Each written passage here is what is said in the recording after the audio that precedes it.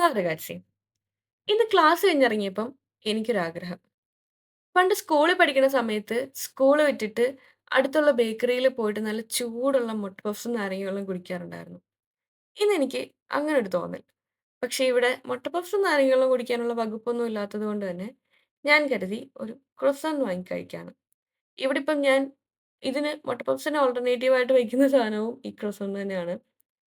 ശരിക്കും ഇവിടെ ഇതിന്റെ ഒരുപാട് ഫ്ലേവേഴ്സ് അവൈലബിൾ ആണ്. ചോക്ലേറ്റ്സ്, പിസ്ത, ക്രീം, പിന്നെ പ്ലെയിൻ ക്രോസോൺ ഒക്കെ കിട്ടാറുണ്ട്. ഇവിടെ ഇതിനെ കോർണറ്റോ എന്നാ പറയണേ. ഇതിനെ ഇറ്റാലിയനിൽ പറയുന്നത്. ക്രോസോൺ മാത്രമല്ല ഈ ബേക്കറി സെക്ഷനിൽ കുറേ ഐറ്റംസ് ഉണ്ടായിരുന്നു. പക്ഷെ ഞാൻ തൽക്കാലം ഇത് മാത്രം വാങ്ങി ഇറങ്ങാന്ന് കരുതി. ശരിക്കും ഇവിടെ ചെന്ന് കഴിഞ്ഞാൽ നമുക്ക് ഭയങ്കര കൺഫ്യൂഷനാവും. ഇതിൽ ഏത് വാങ്ങണം? ഏതിനായിരിക്കും ടേസ്റ്റ് ഉണ്ടാവുക? ആദ്യമൊക്കെ എനിക്ക് ഭയങ്കര കൺഫ്യൂഷനായിരുന്നു. ഇത് വാങ്ങിയാൽ ടേസ്റ്റ് ഉണ്ടാവോ എന്നൊക്കെ. പക്ഷെ ഇപ്പൊ അത്യാവശ്യം ഇവിടുത്തെ എല്ലാ ഫുഡിന്റെയും ടേസ്റ്റിനോട് പൊരുത്തപ്പെട്ടു തുടങ്ങി.